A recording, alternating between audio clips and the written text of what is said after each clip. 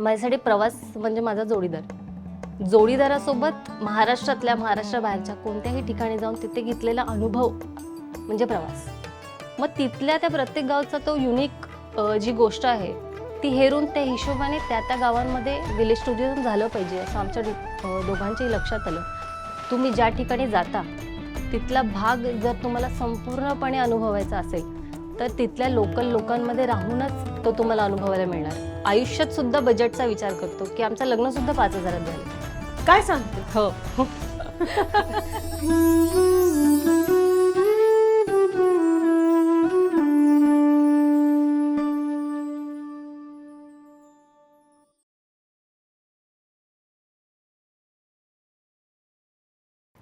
हाय, काल निर्णय मागचं पान या पॉडकास्टवर मीच शक्ती साळगावकर तुम्हा सर्वांचं स्वागत करते. आज आपण बोलणार आहोत फिरण्याबद्दल. इथे तिथे सर्वत्र नव्हे तर आपल्याच गावांमध्ये, आपल्याच घराजवळ आणि आपली संस्कृती जोपासणाऱ्या ग्रामीण भागात फिरण्याबद्दल आपण बोलणार आहोत. याबद्दल आपल्याशी गप्पा मारायला आलेली आहे स्मिता पावसकर. तिला तुम्ही ओळखत असाल मराठी कन्या म्हणून. जवळजवळ 4 लाख फॉलोअर्स आणि सबस्क्रायबर्स आहेत आणि 2017 पासून ती यूट्यूबवरती आणि इंस्टाग्रामवरती आपल्या जर्नीजबद्दल गोष्टी टाकते. तर जाणून घेऊया आज फिरण्याबद्दल. हाय स्मिता. हाय. कशी आहेस? मस्त. थँक्यू, आज वेळात वेळ काढून तू इथे आलीस त्याबद्दल. नाही, सगळ्यात आधी मला तुमचे आभार मानायचे आहेत की तुम्ही काल निर्णयाने मला नोटीस केलं की मी काहीतरी चांगलं काम करते आणि मला इथे बोलवलं. त्यासाठी तुमचे सगळ्यात आधी आभार. येस. मला सांग, तुझी सुरुवात कशी झाली? म्हणजे आपण फिरायचं आणि त्याच्या स्टोरीज सोशल मीडियावर टाकायच्या, ही आयडिया कुठून आली? सुरुवातीपासून सुरुवात करायची तर मी माझ्या जर्नीबद्दल असं सांगेन की सगळ्यात आधी मी ट्रॅव्हल हा माझा विषयच नाही आहे. म्हणजे जोपर्यंत माझ्या आयुष्यात माझा जोडीदार आला नव्हता, ज्याच्याशी मी आता लग्न केले अमोल, तो आयुष्यात येईपर्यंत मला प्रवास हा माहीतच नव्हता. आणि आणि यूट्यूबबद्दल किंवा इंस्टाग्राम सोशल मीडियाबद्दलही मी तितके अवेअर नव्हते. मी जेव्हा सोशल मीडियाबद्दल शोध घ्यायला सुरुवात केली की मराठीमध्ये मराठी कंटेंट क्रिएटर किती आहेत, तेव्हा माझ्या असं लक्षात आलं की मराठी मुली या प्लॅटफॉर्मवरती कमी आहेत. आणि ट्रॅव्हलमधल्या तर तेव्हा नव्हत्याच. मी जेव्हा सुरुवात केली तेव्हा मी कॉमेडी कंटेंट क्रिएट करायचे. म्हणजे घरीच आम्ही माझी भावंडं आणि आम्ही सगळे मिळून कंटेंट बनवायचो. त्यानंतर एका वर्षातच मी अमोलला भेटले आणि त्यानंतर आम्ही सोबत प्रवास करायला सुरुवात केली. सुरुवातीला आपण जेव्हा आईवडिलांसोबत प्रवास करतो तेव्हा प्रवास म्हणजे काय असतो आपल्याकडे? देवदर्शनाला जाणं, नातेवाईकांच्या घरी जाणं, हा टिपिकल मराठी घरांमध्ये असणारा प्रवास हा असा असतो. पण त्याच्या पलीकडे प्रवासाची जी व्याख्या आहे ती मी जेव्हा अमोल माझ्या आयुष्यात आला तेव्हा मला खरी तर कळली. आणि तसा हा माझा प्रवास सुरू झाला लग्नानंतर, म्हणजे लग्नाच्या सुरुवातीलाच. तेव्हा मी नुकतीच सोशल मीडियावर यायला सुरुवात झाली होती. आम्ही सोबत फिरायचो. मग तेव्हा लोकांना मी फिरताना जेव्हा दिसायची तेव्हा सुरुवात केली तेव्हा मी एकटीनेच सुरू केली होती. मग सोबत कोणतरी पार्टनर दिसतोय म्हटल्यावरती तसे मला कमेंट्स यायला लागले की तू कोणासोबत तरी फिरते आहेस, कोण आहे, काय आहे. मग आम्ही निर्णय घेऊन साखरपुडा करून आम्ही मग फुल फ्लेश फिरायला सुरुवात केली. आणि अशा प्रकारे मी माझ्या यूट्यूब चॅनलमध्ये प्रवास ॲड केला. आणि तशी माझ्या यूट्यूब चॅनलचा प्रवाससुद्धा ट्रॅव्हलमध्ये गेला. म्हणजे कॉमेडीकडून मी ट्रॅव्हलकडे वळली. म्हणजे तुझ्या प्रवासाकडे जायचा प्रवास सुद्धा अतिशय इंटरेस्टिंग, एकदम इंटरेस्टिंग. म्हणजे मला प्रवास न आवडणारी व्यक्ती प्रवासाच्या प्रेमात पडते हे मला तेव्हा कळलं. कारण तू प्रेमातच किंवा असं म्हणू शकता की मी जोडीदाराच्या प्रेमात पडली, त्याच्यामुळे मी प्रवासाच्याही प्रेमात पडले. हा विलेज टुरिझम हा कॉन्सेप्ट जो तुझ्या फीडवरती आम्हाला दिसतो तो नेमका काय आणि तो कुठून सुचला? याची सुरुवात पण म्हणजे आम्ही जेव्हा ट्रॅव्हल करायला सुरुवात केली, प्रवास जेव्हा आमचा सुरू झाला दोघांचा, तेव्हा सगळ्यात पहिले आम्ही जी ऑफिशियल आमची जी ट्रिप होती ती वेळासला होती.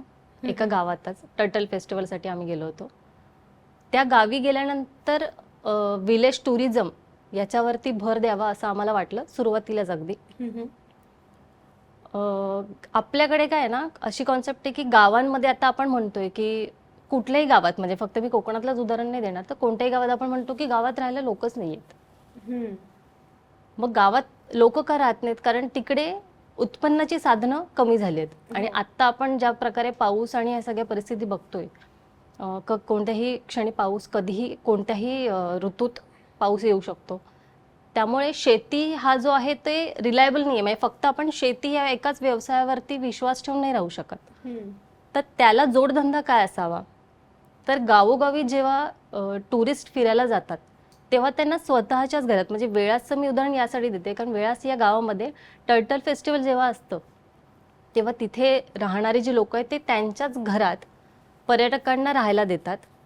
ते घरात जे खातात तेच त्यांना सुद्धा खायला देतात. म्हणजे तिथली खाद्य संस्कृती सुद्धा पुढे यायला त्याचा उपयोग होतो.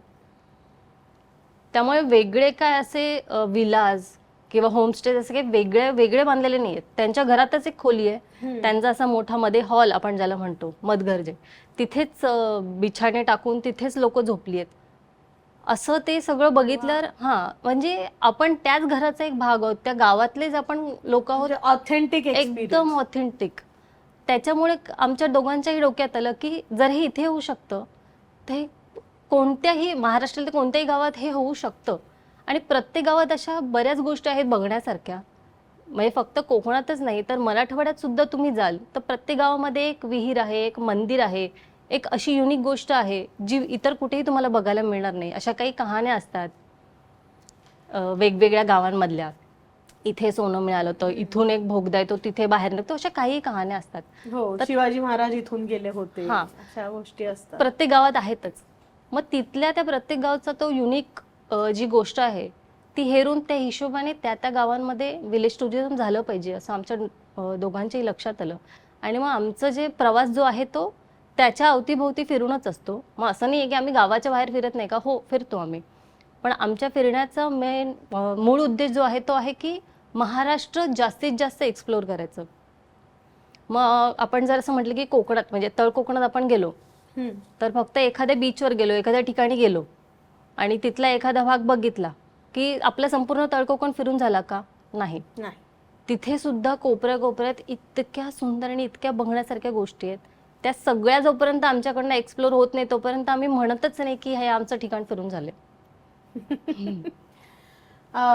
तू हे छान म्हणालीस की प्रत्येक गावामध्ये हे का नाही होऊ शकत, प्रत्येक गावात काहीतरी युनिक असतं.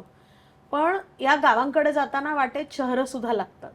तर शहर आणि गाव यात टुरिझमच्या अँगलनी काय फरक असतो? खूपच जास्त. जेव्हा आम्ही ट्रेकला कुठेही जातो तेव्हाचा मी हा अनुभव सांगेन की आपण जेव्हा शहरात असतो ना, शहरामध्ये खूप व्यावहारिक गोष्टी असतात, पैशाला धरून खूप जास्त गोष्टी असतात. म्हणजे तुम्ही कोणाकडे काही खायला मागितलं, राहण्याची सोय मागितलं तर त्यासाठी पैसा हा मोबदला सगळ्यात आधी बघितला जातो. पण गावांमध्ये हा आमचा स्वतःचा अनुभव आहे. तुम्ही असं ट्रेकवरून दमून खाली आलायत, बेसला कुठलं तरी एखादं गाव आहे कोणत्याही किल्ल्याच्या खाली, तिथे गेल्यानंतर असा अनुभव आहे की तुम्ही त्यांच्या अंगणात जाऊन त्यांना विचारलं की आम्ही इथे टेंट लावू का, तर ते अंगणात टेंट लावायला तर देतातच पण त्यांच्या घराचे दरवाजे सुद्धा खुले करतात की अरे अंगणात कशाला, घरात या ना. ते जे खात असतील ते तुम्हाला खायला देतात, ऑफर करतात. आणि या सगळ्याच्या मोबदल्यात जेव्हा तुम्ही त्यांना पैसे ऑफर करता तेव्हा त्यांना ते अजिबात आवडत नाही. त्यांना असं वाटतं आमच्या अतिथी देवोभव आपल्याकडे जे म्हटलं जातं ना ते खरंच गावाकडे पाळलं सुद्धा जातं. जेव्हा घरामध्ये आपल्या कोणीतरी येऊन खायला आपल्याला आपण त्यांना ऑफर करतोय त्याचे मोबदल्यात पैसे कसे घ्यायचे, मग याच्यावरून नाही नाही नाही असं नाही, असं तुम्ही केलंच नाही पाहिजे. मग लोकांना वाईट वाटतं तिथल्या लोकांना जेव्हा आम्ही पैसे देतो तेव्हा. इनफॅक्ट आम्ही त्यांना सांगतो की हो असं नका करू, हा तुमच्यासाठी एक बिझनेस पण होऊ शकतो. मग आम्ही त्यांना त्या गावात जाऊन आम्ही आयडिया देतो की एक काम करा ना, तुमचं घर आता इथेच आहे, ट्रेकवरून आले की लोक इथे तुमच्याकडे येतील, तर तुम्ही जसं शहरांमध्ये जसे जास्त पैसे आकारले जातात तसं नका करू, पण त्याचा थोडासा काहीतरी मोबदला घ्या आणि आपण ह्या गावाला विलेज टुरिझम म्हणून डेव्हलप करू. असं आम्ही ज्या ज्या गावी आम्ही फिरतो ना तिथे आम्ही स्वतः जाऊन त्यांना हे प्रपोजल देऊन येतो. हे मेंटरिंग सुद्धा तुम्ही करतो. मग आम्ही त्यांना सांगतो की आम्ही तुमचं प्रमोशन करतो, आम्ही सांगू की तुमचं होमस्टे आहे वगैरे, इथे सोय राहण्याची होऊन जाईल. पण असे किती गावांमध्ये तुम्ही होमस्टे सुरू केलेत? बरेच. आणि जिथे केले ना तिथल्या लोकांचे आम्हाला असे रिस्पॉन्स येतात की तुम्ही व्हिडिओ केल्यानंतर आम्हाला म्हणजे अक्षरशः फोन सुद्धा बाजूला ठेवायला आम्हाला वेळ नाही आहे, सतत फोन चालू आहे, सतत मेसेज चालू आहेत. अरे वा. हा सोशल मीडियाचा चांगला वापर, योग्य वापर करता यायला हवा सगळ्यांना, असं मला वाटतं. आणि हा सोशल मीडियाचा वापर जो ऑफलाईन आयुष्यात सुद्धा कामी येतोय, हो, हे खूप महत्वाचं. खूप खूप. एखादी अशी आठवण सांग ना की जी अगदी लक्षात आहे, गमतीदार. आम्ही सिक्कीमला लग्नानंतर 15 दिवस फिरायला गेलो होतो.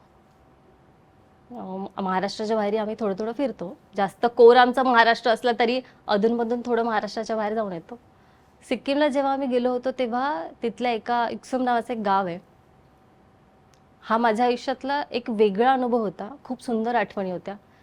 त्या गावामध्ये ते ज्या घरात राहतात तिथेच आम्ही राहिलो. त्यांच्या घराच्या बाजूलाच त्यांची चूल होती मांडलेली. मग एक रूम होती, आपण त्याला किचन जो त्यांचा होता तो सेपरेट होता. तिथे चूल होती, तिथे डायनिंग एरिया होता. तर तिथे आम्ही राहून त्यांच्या घराच्या मागे त्यांनी जी शेती केलेली ना, त्यांच्या तिथल्या ज्या वेगळ्या भाज्या, तिथल्या जे लोकल क्युझिन आहे तिथल्या भाज्या ते हाताने तोडून आणायचे. एक तर आम्ही ज्या दिवशी गेलो त्या दिवशी त्यांनी आम्हाला टूर दिली की ते कोणकोणत्या भाज्या पिकतात, त्यांच्याकडे कोणती फळं आहेत, त्या सगळ्याची त्यांनी आम्हाला आधी टूर दिली. आणि ती सगळी वेगळीच नावं, इस्कुस का मुंटा वगैरे, म्हणजे जी आम्ही कधी ऐकलीच नव्हती ती वेगळीच नावं आम्ही ऐकली. त्या भाज्या पाहिल्या, त्या आम्ही आमच्या हाताने तोडून आणायचो आणि त्यांच्याच किचनमध्ये आम्ही ते सगळं शिजवून चुलीवरती एकदम गरम गरम तिथेच बसून खायचं. म्हणजे आम्ही ज्या पद्धतीने ट्रॅव्हलला बघतो, आता ऑफकोर्स प्रवास हा प्रत्येकाचा वेगवेगळ्या पद्धतीचा असतो, पण आम्ही दोघं ज्या प्रकारे प्रवास करतो तर आमच्यासाठी ही एक लक्झरी आहे की आपल्या हाताने कोणतंही खत, केमिकल न वापरलेली भाजी स्वतःच्या हाताने तोडून आणणं आणि ती शिजवून खाणं. आणि आपलं भन्नाट आहे, म्हणजे त्यातलं पोषण मूल्य आपल्याला माहिती नाही की आपण चवच वेगळी लागते. शुद्ध पाणी, शुद्ध हवा आणि शुद्ध जेवण. मग एका वेळेला असं वाटतं की राहू दे आता इथेच सेटल होऊया. नको नको, मराठी कन्या सिक्कीमला कशी जाईल. बरोबर आहे. आता होमस्टे बद्दल तू सांगितलंस की हे होमस्टेज तुम्ही लोकांना चालू करायला सांगितले, पण एक ट्रॅव्हलर जो असतो त्याचा पर्स्पेक्टिव्ह वेगळा असतो. त्याला हॉटेलमध्ये राहायचं असतं, ब्रेकफास्ट हवा असतो. तर या लोकांना होमस्टे बद्दल, होमस्टे मध्ये जाऊन तुम्ही राहा हे तू कसं पटवून देतेस? पटवून देणं म्हणजे मला असं वाटतं की आता जसं मी मगासच्या उत्तरात म्हणाले की तुमच्या फिरण्याची तुमची प्रायोरिटी काय आहे. तुम्ही ज्या ठिकाणी जाता तिथला भाग जर तुम्हाला संपूर्णपणे अनुभवायचा असेल तर तिथल्या लोकल लोकांमध्ये राहूनच तो तुम्हाला अनुभवायला मिळणार. तुम्ही असं विचार कराल की मी कोणत्या तरी हॉटेलमध्ये राहीन, माझी प्रायव्हेट गाडी असेल स्वतःची, ज्याच्यात मी, माझी फॅमिली आणि आम्हीच फिरू, असं जर तुम्ही प्रवास करणार असाल तर तुम्हाला प्रवासाची जी खरी मजा आहे ती तुम्हाला घेता येणार नाही. कारण तिथल्या लोकल लोकांशी तुमचा काही कनेक्टच होत नाहीये. आम्ही ज्या पद्धतीने होमस्टेजमध्ये राहतो तिथल्या लोकल लोकांसोबत ते जसे प्रवास करतात, म्हणजे सिक्कीमचं उदाहरण दिलं त्यासाठी आता इथे मी ते ॲड करेन की आम्ही जेव्हा सिक्कीमला गेलेलो तेव्हा आम्ही तुम्ही तुमचं 2 ऑप्शन असतात की जसं आपल्याकडे टमटम गाडी असते त्याच्यामध्ये एकाच ह्याच्यात बरेच जण भरून प्रवास करतात. मग आजूबाजूचे जे लोकल राहणारी लोक आहेत ती सुद्धा त्याच बसमधनं, त्याच टमटममधनं प्रवास करतात आणि आम्ही सुद्धा त्याच्यातच. तुम्ही स्वतःची प्रायव्हेट गाडी 5,000-6,000ची गाडी बुक करून दिवसभरासाठी सुद्धा फिरू शकता. मग असं जेव्हा तुम्ही प्रवास करता तेव्हा त्या गाडीमध्ये एक ड्रायव्हर आणि तुम्ही, म्हणजे आम्ही दोघं एवढेच प्रवास करू शकलो असतो. पण जेव्हा आम्ही त्यांच्या लोकल लोकांसोबत जेव्हा प्रवास केला तेव्हा आम्हाला, मी आता जे होमस्टेचं उदाहरण दिलं ते आम्हाला तसंच सापडलं. म्हणजे आम्हाला त्या गावात जाताना माहिती नव्हतं आम्ही कुठे राहणार आहे. हो, आमची ट्रिप अशीच प्लॅन होती की फक्त जातानाचं फ्लाईट बुक होतं, बाकी तिथे कोणत्या हॉटेलमध्ये राहायचं, कुठे फिरायचं काय ते आम्ही तिथे गेल्यावर ऑन द स्पॉट आम्ही जसं ठरवत होतो तसं फिरत होतो. बॅकपॅकिंग टूर होती ती पूर्णपणे, त्यामुळे कुठल्याही हॉटेलचं बुकिंग केलेलं नव्हतं. त्या गावात जात असताना त्या गाडीमध्ये एक मुलगी आम्हाला भेटली. तिच्याशी गप्पा मारता मारता ती म्हणाली की आमचं पण होमस्टे आहे. मग आम्ही म्हणाला अरे वा किती छान. मग आम्ही त्यांना पुढे माहिती विचारलं. ते म्हणाले की पण होमस्टे फुल आहे, तिथे राहायला जागा नाही आहे, पण आमच्या घरातच एक खोली आहे, ती तुम्ही मॅनेज कराल का? मी म्हटलं अरे वा किती छान, जाऊया ना मग. आणि असं करून आम्ही त्या घरी गेलो. म्हणजे जेव्हा तुम्ही लोकल लोकांशी बोलता ना, तेव्हा तिथल्या एक तर हिडन गोष्टी तुम्हाला कळतात, हो. ज्या बाहेरच्या लोकांना माहीत नसतात. कारण ते त्याच गावात राहत आहेत, त्यांना तिथले सगळे कानेकोपरे माहिती असतात. त्यामुळे ते तुम्हाला बरोबर तिथे घेऊन जातात आणि व्यवस्थित रस्ता सांगतात सगळं. म्हणजे मला असं वाटतं की फिरणं खूप सोपं होतं जेव्हा तुम्ही लोकल लोकांशी कनेक्ट करता. म्हणजे लोकांशी बोलायची तुम्हाला कौशल्य आलं कौशल्य पाहिजे. असलं पाहिजे. मग ते जीव काढून देते तुम्हाला जेव्हा जर तुम्ही त्यांच्याशी प्रमाणे बोललात तर, त्यांना व्यवस्थित विचारलात तर ते सगळ्या गोष्टी खूप व्यवस्थित होतात. आणि हे जेव्हा तू करावंस असं म्हणतेस की लोकांशी बोलून लोकल जागी, तर त्याच्यावर बजेट फ्रेंडली सुद्धा होतं सगळं, नाही का? खूपच जास्त बजेटचा त्याच्यात फरक पडतो. हम्म. जेव्हा तुम्ही प्रायव्हेट व्हेकल करता, ते जसं मी म्हटलं की 5-6 हजाराची स्वतःची तुमची प्रायव्हेट व्हेकल, तेच तुम्ही ए टू बी लोकेशन आपण जेव्हा शेअर ऑटो जसं आपण जातो, प्रायव्हेट रिक्षा केली तर किती फरक पडतो आणि जेव्हा शेअरिंगमध्ये जातात तेच पैसे 2-3 लोकांमध्ये स्प्लिट होतात.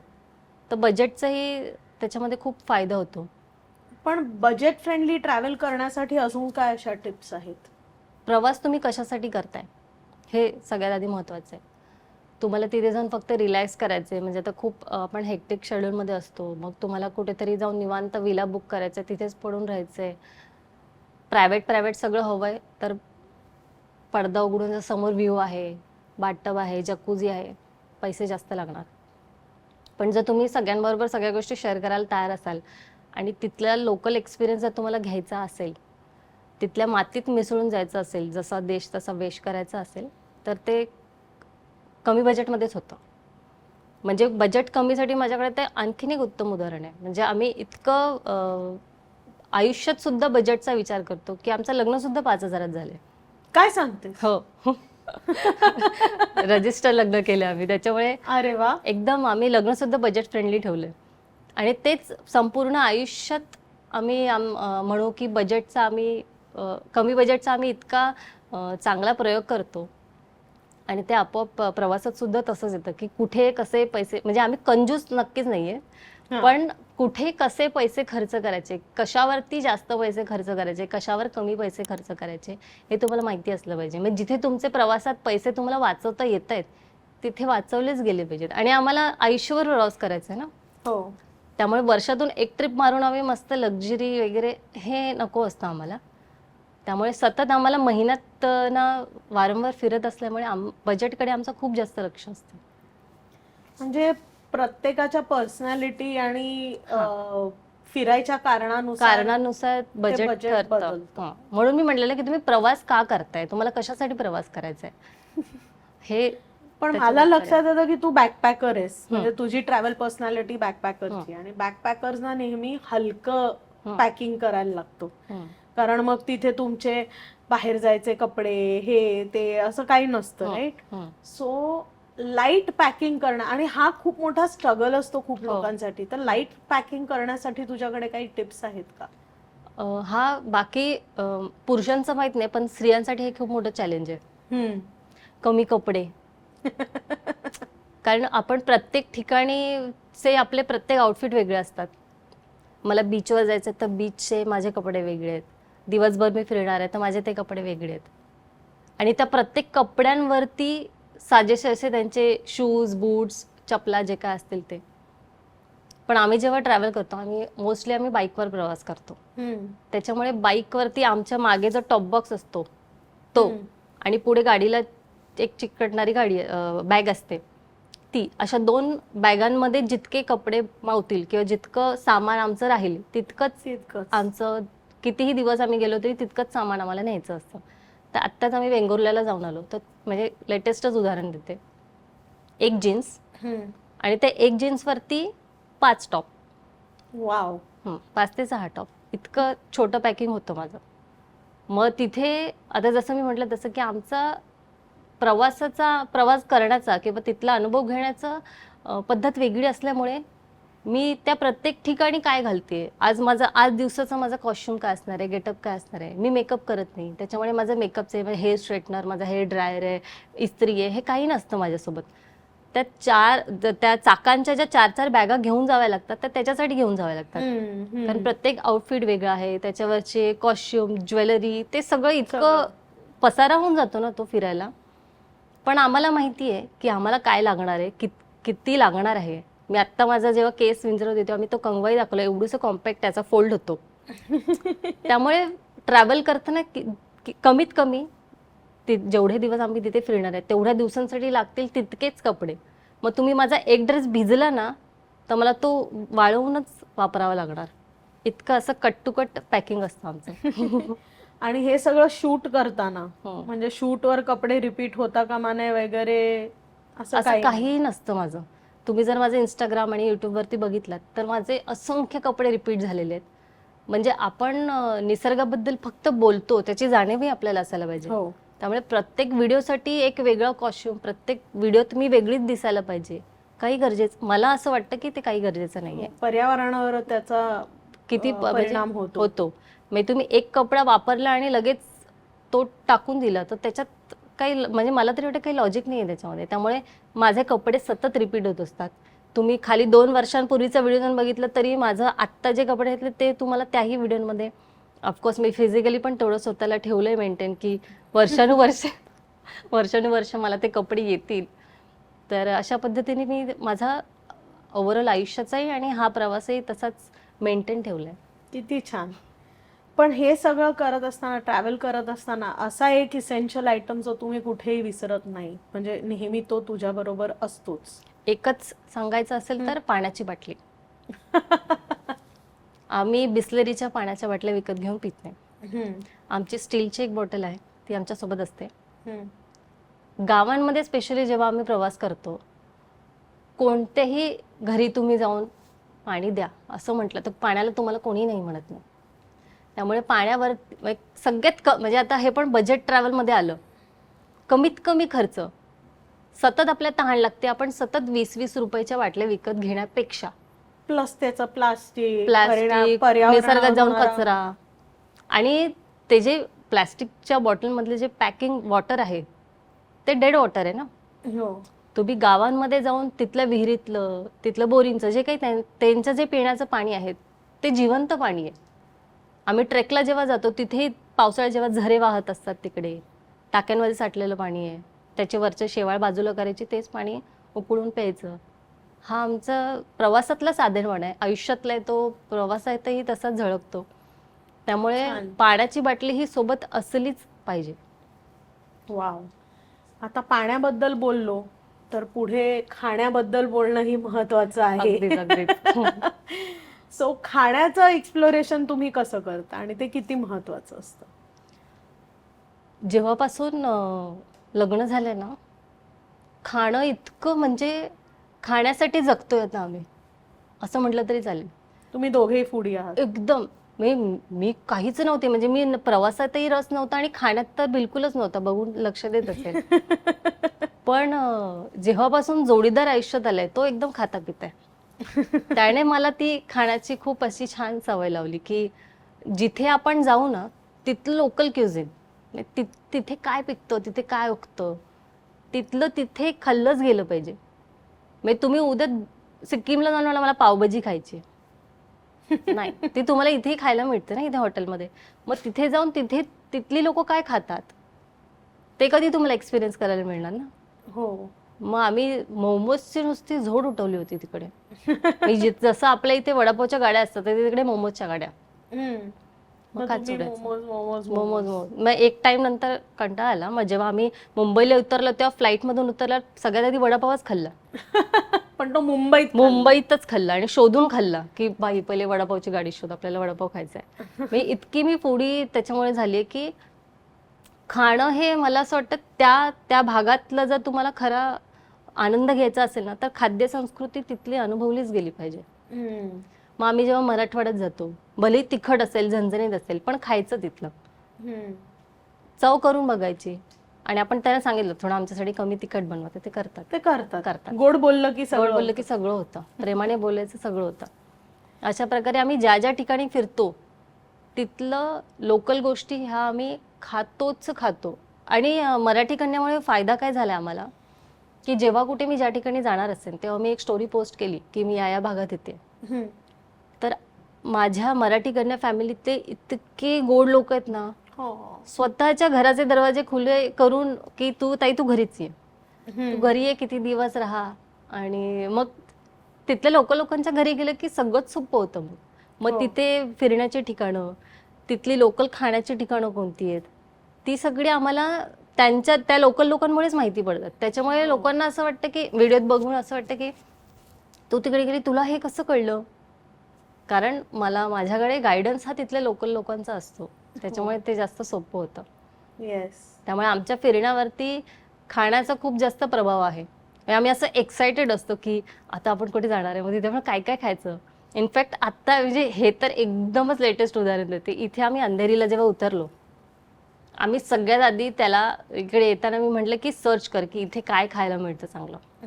मग इथलं मी आता नाव नाही घेणार पण इथलं जे अंधेरी स्टेशन जवळचं एक हॉटेल आहे प्रचलित, तिथे आम्ही जाऊन आधी थाळी खाल्ली. आणि मग इतकी ते ओव्हर झालं की आता मी म्हटलं आपण तिकडे जाऊन झोप नको यायला आपल्याला, इतकं खाल्लंय आपण. पण आम्ही ते येऊन तिथे ट्राय केलं की आपण पुन्हा पुन्हा कधी येऊ अंधेरीत माहिती नाही, इथे आलं तर इथे काय बेस्ट मिळतं, इथली कोणती थाळी खास आहे ती आपण खाऊन घेऊया. वा. पण मला सांगा की मग असं कुठे कुठे काय काय खाल्लेलं विशेष लक्षात आहे? सिक्कीमचा जसं मी म्हटलं तसं तो एक वेगळाच अनुभव होता. तिथल्या लोकल भाज्या, तिथले लोकल क्युझिन जे आम्ही खाल्लं, तो अनुभव म्हणजे अद्भुतच होता. कारण कोणतेही केमिकल टाकून वगैरे ते लोक भाज्या उगवत नाहीत, त्याच्यामुळे ते सगळं एकदम प्युअर खाल्लेलं. तो एक एक्सपिरियन्स माझ्या खूप छान लक्षात आहे. कोकणात आम्ही जिथे कुठे जातो तिथलं जे लोकल फूड असतं, आणि आम्ही व्हेजिटेरियन असल्यामुळे लोकांना असं वाटतं की व्हेजमध्ये काय ऑप्शन आहे. खूप ऑप्शन आहेत, खूप. कोकणात तर खूपच जास्त.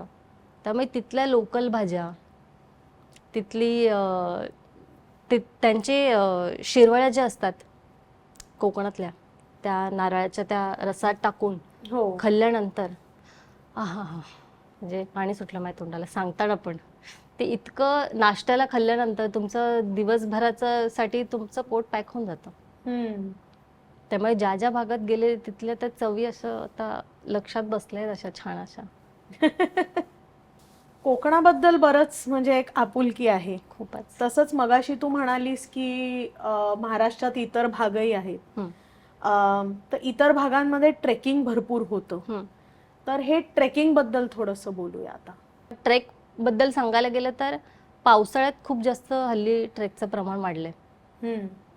म्हणजे सोशल मीडिया आणि रील्स बघून सगळ्यांना असं वाटतं की आपल्याला ट्रेक करायचं आहे, पण जी लोक व्हिडिओ बनवत आहेत, ट्रेकबद्दल माहिती देत आहेत, ते वर्षानुवर्ष ट्रेक करतायत. मग अचानक एक दिवशी उठून कुठल्या तरी मोठ्या ट्रेकला जायचं, म्हणजे जसं आता साल्लेर आपल्या महाराष्ट्रातला सगळ्यात उंच ट्रेक आहे. अचानक एक दिवशी तुम्ही तिथे जाल आणि मग पावसाळ्याच्याच दरम्यान जाल, कारण पावसाळ्यात इकडे हिरवळ असते, धबधबे असतात, वातावरण एकदम प्रफुल्लित असतं, गारवा असतो, फिरायला छान वाटतं. मग हे अत्यंत चुकीचं आहे. आणि सोलो ट्रेक तर त्याहून धोकादायक आहे.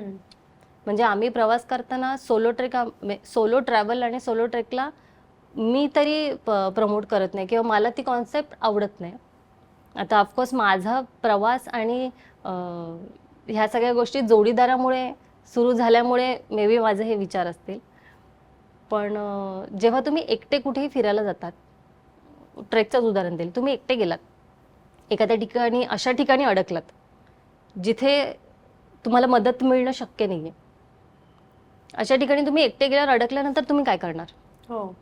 कुठे घसरून पडलायत, शुद्धीत आहात आणि तुम्हाला मदत हवी आहे, आणि ट्रेक ही ठिकाणं अशी असतात तिकडे सतत लोकल लोक ये जा करत नसतात. त्यामुळे तुम्ही अशा अडचणीच्या ठिकाणी जाऊन अडकलात आणि जिथे रेंजही नाहीये, म्हणजे तुमच्याकडे मोबाईल असूनही, इलेक्ट्रॉनिक डिव्हाइस असूनही त्याचा काही फायदा होत नाही. मग अशी वेळेला तुम्ही एकटं असं नाही करणार. ते तुमच्यासोबत जेव्हा जोडीदार असेल तेव्हा तुम्ही मदत मागू शकता, मदत बोलवू शकता. तुम्ही अडकलायत, ते जाऊन खाली बेसला जाऊन लोकल लोकांना बोलवून आणतील आणि तुमची मदत करतील. त्यामुळे आम्ही सोलो ट्रेक करणं तर रेकमेंड करत नाहीच. मग आता सोलो ट्रेक नाही, मग काय करायचं? मग आता लोक असं शेळ्या मेंढ्यांसारखे ग्रुप घेऊन जातात ट्रेकला. चला चला, पावसाळा सुरू झाला की ते चालू होतं ट्रेकिंग. तर इतर ऋतूंमध्ये पण ट्रेक तितकाच सुंदर दिसतो. तर पावसाळ्यात खूप जास्त गर्दी करणं, मग इतका लोंढा तिकडे जातो की मग एक दिवशी ते रेस्ट्रिक्ट केलं जातं हो की आता इथे म्हणजे गडबंदच, आता इथे ट्रेकला यायचंच नाही अशी वेळ येते. हो. कारण खूप ओव्हरलोडिंग होऊन जातं, खूप तिकडे दुर्घटना होतात. हम्म. आणि मग त्याच्यानंतर क्राऊडिंग ओव्हर क्राऊडिंगमुळे ते पावसाळ्यात काही काही ट्रेक आहेत ते पूर्णपणे बंदच केले जातात. मग जे हार्डकोर ट्रेकर आहेत ना, ते तर मी सांगेन आता की पावसाळ्यात त्यांनी ट्रेक करणंच बंद केलंय या सगळ्या गोष्टींमुळे. म्हणजे गोव्याची बीच हा. आणि एखादा महाराष्ट्रातला किल्ला हे सेम होऊन जातं. सेम होऊन जातं. पावसाळ्यात तर खूप ओव्हर क्राऊडेड होऊन जातात त्या सगळ्या गोष्टी. त्याच्यामुळे आम्ही स्वतः आता पावसाळ्यात ट्रेक करणं कमी केलंय. ह्याच्यानं माझ्या एक लक्षात येतं की सोशल मीडियामुळे ट्रॅव्हल कल्चरवर खूप मोठा इम्पॅक्ट झालाय. खूपच जास्त. तर तो काय नेमका बदल झालाय असं तुला वाटतं? लोकांना दाखवण्यासाठी जास्त फिरतायत, इतर लोकांना दाखवण्यासाठी. चेकलिस्ट बनवलेली असते, या ठिकाणी गेल्यावर टिक करायचं असतं, मी हे बघितलं, मी हे बघितलं, मी हे बघितलं. तुम्ही ऍक्च्युली किती एक्सपिरियन्स केलं? अनुभव घेण्यासाठी खूप कमी लोक जातात, इतरांना दाखवण्यासाठी. आणि मग तेच दाखवणं आणि त्या शोबाजीमध्ये मग त्या चाकाच्या 4 बॅगा घेऊन जायच्या सोबत. प्रत्येक ठिकाणासाठी एक वेगळं आउटफिट बनवलेलं असतं आणि फोनची बॅग वेगळी असते, बॅग वेगळी असते. आणि मग त्याच्यामध्ये ते पोस्ट करायचं, फोटो घ्यायचा, तो इंस्टाग्रामवर पोस्ट करायचा आणि इतरांना दाखवायचं की बघा मी ठिकाणी या ठिकाणी फिरून आले. आणि याचा इन्फ्लुएन्सिंग म्हणजे आता प्रत्येकाची, जसं मी म्हणते ना की तुम्ही काय वाचता, काय बघता, त्या सगळ्याचा तुमच्या आयुष्यावर खूप जास्त परिणाम असतो. तुमचं अपब्रिंगिंग कसं आहे, तुमच्यावर जे संस्कार कसे आहेत, त्या हिशोबाने तुम्ही तुमचं संपूर्ण आयुष्य जगत असता. तसंच साध्या घरात आणि एकदम मिडल क्लास घरातून आल्यामुळे मला असं वाटतं की आमचे विचार आणि आमचं फिरणं हे सगळं त्याच्याच सराउंडिंग असतं. त्याच्यामुळे बजेटबद्दल म्हणा किंवा आता हे जे मी फिरणं असं म्हणते की माझा सोशल मीडिया पेज जर तुम्ही बघाल तर मी त्याच पद्धतीने इन्फ्लुएन्स करते जसं मी आयुष्य जगते. पावसाळ्यातलं आम्ही भंडारदऱ्याला गेलो होतो. ती ट्रिप आमची ॲब्सोल्यूट फसली. तर मी अजिबात कुठल्याच व्हिडिओमध्ये हे सांगितलं नाही की हा बघा आम्ही किती मजा केली, काय धमाल केली, काय मज्जा आली आम्हाला तिकडे. नाही, फसलं ना मग मी ते फसलंच दाखवलं. मी व्हिडिओ ऑथेंटिक जे खरं जे आयुष्यात घडते तेच स्क्रीनवर दिसतंय. मग मी एक टेक हा मला म्हणाले इथून तिथे जा, तिथे जात असताना मी घसरून पडले आणि ते रेकॉर्डिंग मध्ये आले आणि मी ते तसंच दाखवले सुद्धा की मी पडले घसरून तिकडे. म्हणजे त्याच्यात काय हाईड करण्यासारखं नाहीये, जे रिअल आयुष्यात चालू आहे त्याच गोष्टी स्क्रीनवर दाखवल्यामुळे त्या लोकांना आपल्याशा वाटतात. मग भंडारदऱ्याची ट्रिप का फेल गेली? कारण खूपच पाऊस होता. आम्ही जेव्हा गेलो त्या आठवड्यात इतका पाऊस होता की तुम्हाला समोर विजनच दिसत नाही. अरे बापरे. म्हणजे सुंदर धबधबे आणि जो निसर्ग इतका अफाट म्हणजे इतकं सुंदर दिसतो भंडारदरा, तो आम्हाला तिथे गेल्यावर काहीही दिसलं नाही कारण सतत पाऊस चालू होता. मग अशा ट्रेक फेलही होतात आणि ते नॅचरल आहेत.